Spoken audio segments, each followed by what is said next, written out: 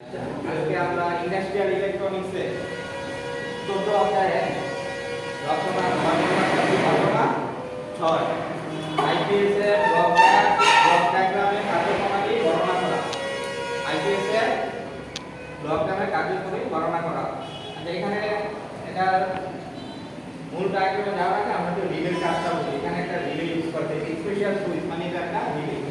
তো রিলের মেইন কাজ হলো কি, যখন এক কয়েলে কোনো সাপ্লাই আসবে না তখন এই ক্লোজটা ক্লোজে থাকবে, ওপেনটা ওপেনে থাকবে।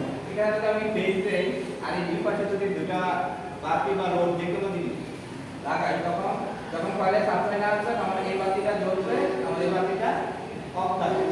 যখন আমি কয়েলে এসি সাপ্লাই দিব, এখানে ইলেক্ট্রোম্যাগনেট উৎপন্ন হবে। ম্যাগনেটের কাজ কি, এটা আসলে এই কিন্তু পরিবাহী বা কন্ডাক্টর, পরিবাহীকে আকর্ষণ করবে, তখন এই এটা ক্লোজটা ওপেন হয়ে যাবে, ওপেনটা ক্লোজ হয়ে যাবে। এটা ওপেন হয়ে গেলে এই বাতিটা নিভে যাবে, এই বাতিটা জ্বলে যাবে। বাতি বা লোড যে কোনো জিনিস, এখানে আমরা লোড দেখাই, লোডটা জ্বলে যাবে। এই সিস্টেমটা এখানে ইউজ করা হবে। এখন আমরা দেখি প্রথম থেকে মানে আইপিএস এর প্রথম কাজ কি। প্রথমে আমরা যে বাসা বাড়িতে যেটা পাই সেটা এসি। এসি মানে পরিবর্তনশীল, প্রতি সেকেন্ডে কি হয় তা দিক পরিবর্তন করে। এটাকে আমরা কি করব, রেকটিফায়ারের মাধ্যমে কি করব, ডিসি করব। রেকটিফায়ারের মাধ্যমে কি করব, ডিসি করব। রেকটিফায়ারের আউটপুটে আমরা এটাকে ডিসি করব। এটা ডিসি তে এরকম হয়, ডিসি কি সবসময় পজিটিভ থাকে, কিন্তু এটা পজিটিভ আছে, কিন্তু সামান্য কি হয়, এখানে কি হচ্ছে, পরিবর্তন হচ্ছে। তো এই পরিবর্তনের জন্য এখানে আমরা একটা ফিল্টার বসাবো। এখানে ফিল্টারটা দেখানো হয় নাই, তাহলে এটা ফিউজ পাওয়ার জন্য এর পরে আমরা একটা ফিল্টার বসাবো। ফিল্টার আর কি, তো ফিল্টার করলে আমার এরকম ডিসি পাওয়া যায়।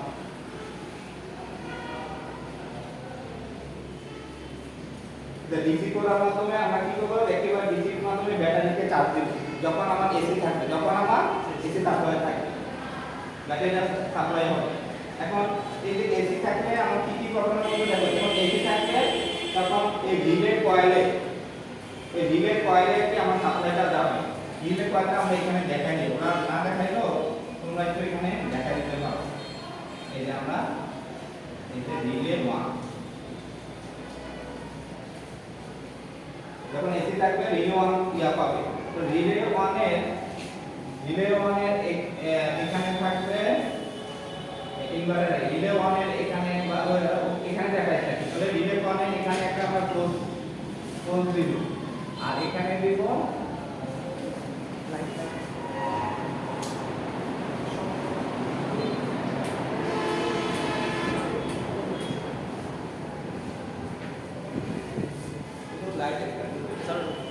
আচ্ছা। তাহলে আমরা কি করব, এই রিলে কয়েলে যদি স্পেশাল সুইচ এটা আইটা দিলাম, এখানে এনসি দিব আর এখানে দেব এন। তখন কি ঘটনা ঘটবে দেখো, কি ঘটনা ঘটবে, যখন আমার সাপ্লাই আসছে তো রিলে জ্বলবে।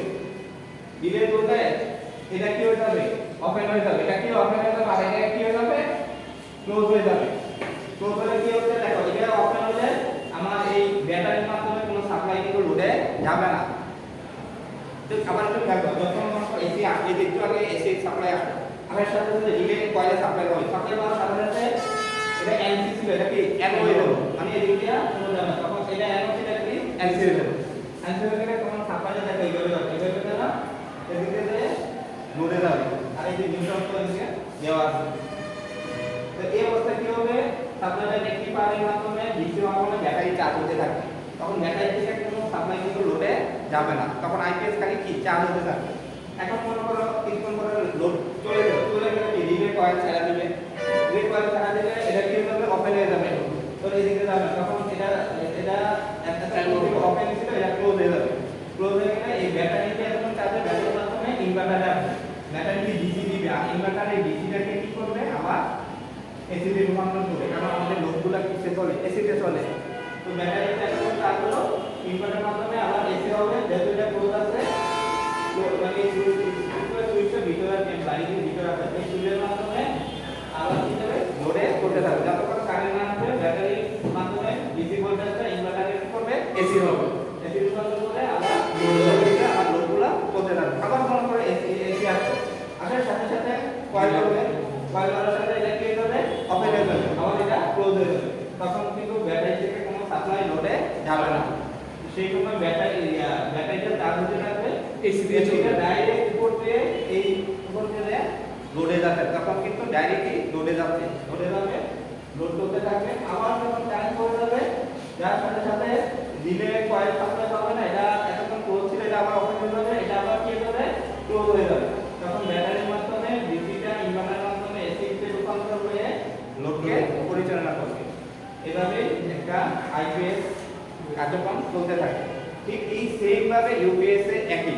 আইপিএস হলো ব্যাটারিটা বড় থাকে, এটা বেশি লোডকে কি করতে পারে, কভার করতে পারে।